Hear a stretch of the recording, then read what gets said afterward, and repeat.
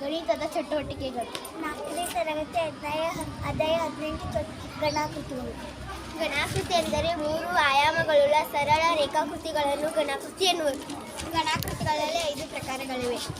ಇದು ಆಯತಗಣ. ಆಯತಗಣದಲ್ಲಿ ಮುಖಗಳು 6, ಶೃಂಗಗಳು 8, ಅಂಚುಗಳು 12. ಆಯತಗಣವನ್ನು ಹೋಲುವ ವಸ್ತುಗಳು ಸಾಬೂನು, ಪುಸ್ತಕ, ಬೆಂಕಿ, ಪೆಟ್ಟಿಗೆ. ಇದು ಚೌಕಗಣ. ಚೌಕಗಣದಲ್ಲಿ ಮುಖಗಳು 6, ಅಂಚುಗಳು 12, ಶೃಂಗಗಳು 8. ಚೌಕಗಣಾಕೃತಿ ಹೋಲುವ ವಸ್ತುಗಳು ದಾಳ, ಡಬ್ಬಿ, ರೋಬಿಕೋಲ್. ಇದು ಸ್ತಂಭಾಕೃತಿ. ಸ್ತಂಭಾಕೃತಿಯಲ್ಲಿ ಮುಖಗಳು 2, ಅಂಚುಗಳು 2, ಶೃಂಗಗಳು ಇಲ್ಲ. ಸ್ತಂಭಾಕೃತಿಯನ್ನು ಹೋಲುವ ವಸ್ತುಗಳು ಅಗರಬತ್ತಿ ಪ್ಯಾಕೆಟ್, ಪೌಡರ್ ಡಬ್ಬೆ, ಶುಷ್ಕಕೋಶ ಮತ್ತು ನೀರಿನ ಡ್ರಮ್. ಇದು ಶಂಕು. ಮುಖಗಳು 2, ಅಂಚುಗಳು